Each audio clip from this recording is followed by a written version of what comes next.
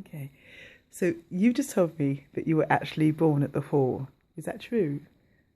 I was actually born in the house that stood next to the hall, which was called Lindell, and I was actually physically brought into the world there. So you've been associated with the Hall for how many years? Just over 66. I've just had my 66th birthday. Okay, so, and you've also just told me that you didn't start dance classes there, but you transferred to dance classes there. In what year was that? I first took dance classes there with a lady called Joan Ovenden, and that was when I was about 9 years old, so that would have been about 1958.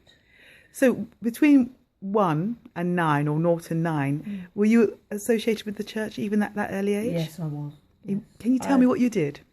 I attended the Sunday school that used to be provided by the St Mary's Church, and we used to go into the Memorial Hall for our after sessions and our teaching sessions. And I also, where we lived in Lindell, which was a big house which was divided into 3 separate flats, we actually occupied the ground floor flat, and George Bunyan, who was the caretaker of the Memorial Hall, occupied the first floor flat. And my mother and father had some financial difficulties early on in my life, and actually it was to do with my father's building business, which was doing a lot of post-war credit damage repair, and he actually did a lot of work in the Memorial Hall.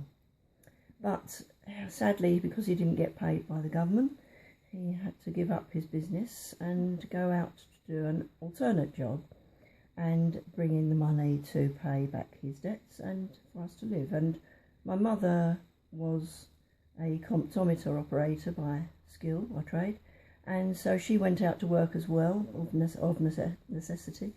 And so George Bunyan and his wife Ivy, he was the caretaker of the hall, they offered to look after me along with their son David.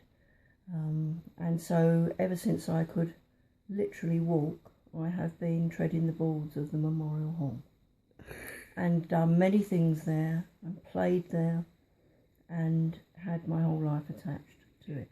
So are there secret nooks and crannies that you know about that nobody else does? Quite possibly, although are more recent times I think there's been work done so that a lot of those are now out of the way. Okay, but can you tell me about one that you used to use all the time as a child? One would be hiding in the deep dark cellar that used to house the boiler, and we used to play hide and seek, and we would go down these steps, concrete steps, into a very dark hole and hide there. And you weren't scared? No, not really. It was fun. It was a game. So at 9 you started dance classes. Yes. With Joan Ovenden. Joan Ovenden, I'm yes. so sorry. Yes. And I did it for a short period of time, and then I gave up altogether. And I wasn't reintroduced to the ballroom dancing classes until my husband by then and I decided to go along to some dance classes, and that was when I was aged about 21. And that's how you met John Hudson of the John Hudson dance class? Indeed, yes. He ran the classes there at that point in time, and we joined his classes, and there's a long story following that. Well, I'm going to come back to that long story, but before that, where did you meet your husband? Actually, I met my husband Fred in the rear hall, which was then the gymnasium of the Memorial Hall buildings, and they used to have a Saturday night rock dance night, and I was aged about 16, and I went there to a rock night, and I met my husband-to-be, as it would have been, Fred, at that dance. Can you remember the impression he made on you when you first saw him? I can, yes. It was Not so much at first, because I'd actually gone to the dance being the girlfriend of another boy who was the friend of my husband-to-be. Oh my goodness me! Yes. So it caused a little bit of problems, and but then we started going out. Okay, and 4 years later you were married. Approximately, yes, just over 4 years. Yes. So you start the dance classes with John. So basically, so far, your whole life has been connected to the hall. Yes. And some of the most important moments. Yes. I mean, you met your husband. That's right. So now you start going dancing at the hall. Yes. And so can you tell me the rest of the story, please? We went to the dance classes, and we'd been sort of introduced there by a colleague who was in fact David Bunyan, who was the son of the caretaker of the hall. He and his girlfriend had gone there for some lessons, and so they sort of said, why don't you come along? So we went, and we started the dancing, and we went into the first class, and we realised that the people there knew a lot more than we did. So what happened was we decided to take some private lessons to catch up, and these were made available to us. And once we were involved in the private lessons, we got hooked, as they say. So we were very, very involved from there on in the dancing side of things as a hobby. Okay, so how do you, when you say involved, more than just dancing? Oh no, we were dancing, and we were going to all different sorts of classes. John used to teach at other locations at that time, as well as at Woodford, and so we used to go along to the other locations where he taught, together with some other friends from our class at the Memorial Hall, and we used to go there and so we could get practice and things. You mentioned to me that you were a professional dancer, that you and your husband got to professional standards.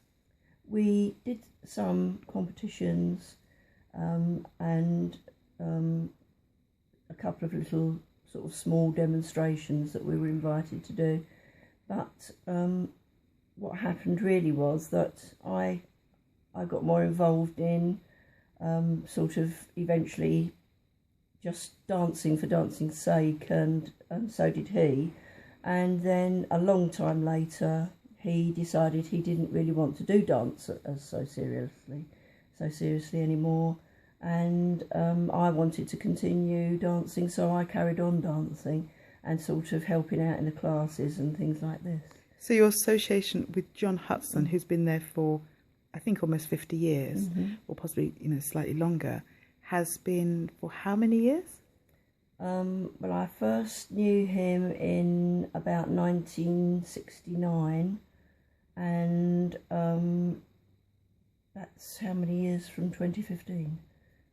1969 to 2015. 39? It's got to be 46 years. My gosh. Now, the hall has only been there 113 years, and you have been associated for 50% of its existence. 66 years, yeah. So it's amazing, absolutely amazing. What else? What other impressions, what other things can you remember about the hall which are special to you? Really, it was all the fun that we had there as children. We used to take some friends, school friends there, and we used to ride our bicycles in there, and we used to... In the hall itself? In the hall itself. We used to use skates in there, we used to skate around there, and we used to play hide and seek. And at that time as well, there was between the hall and the Lindell, where I lived at the time, the big house, there was a double set of tennis courts. And so we used to play tennis a lot as children on those courts, as and when the club, who were, you're supposed to use it, they didn't use it, so we used to use it when they weren't using it. And in fact, I did a lot of tennis when I was at school as well, so I basically sort of, found that quite useful. But we used to do all sorts of things, around the tennis courts and in the hall, and it was great fun for many years. Thank you so much for sharing your memories of the hall. It's really fabulous. A little bit jealous you had such an amazing childhood. Such fun. It was fun. Thank you very much indeed. Yeah.